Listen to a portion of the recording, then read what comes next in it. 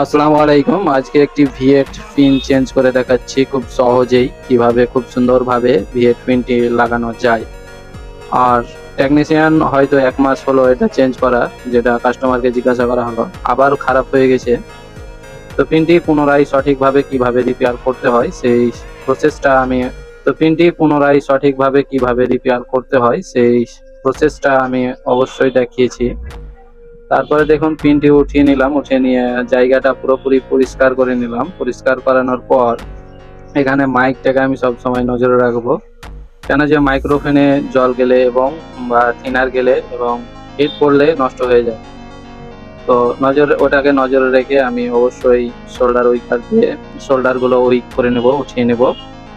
Shoulder week করতে shoulder week অনেকটাই নষ্ট হয়, কারণ এটা অনেকটাই শোল্ডার এর মধ্যে থাকে। দেখুন পুরোপুরি শোল্ডার উইক করে নিলাম, উঠিয়ে নিলাম। উঠিয়ে নেওয়ার পর এটা তুলো দিয়ে পরিষ্কার করে নেব, কেননা পাশে মাইক্রোফোন আছে, যদি ব্রাশ ঘষি তাহলে হয়তো মাইক্রোফোনে থিনার চলে যেতে পারে। মাইক্রোফোনে থিনার গেলে কিন্তু মাইক্রোফোনটা নষ্ট হবে। আমার অবশ্যই নেক্সট স্টেপে আমাকে মাইক্রোফোন তখন চেঞ্জ করতে হবে। তো এই প্রসেসে আমি আয়রনের সাহায্যেই কিভাবে বিটগুলো ঝালাই করে নিলাম সুন্দরভাবে। ঝালাই করে নিয়ে পরিষ্কারভাবে কাস্টমারকে ডেলিভারি দিলাম। এই সুন্দরভাবে পিনটি লাগার জন্য কত টাকা কাস্টমারকে চার্জ করবো অবশ্যই জানাবেন। Thank you.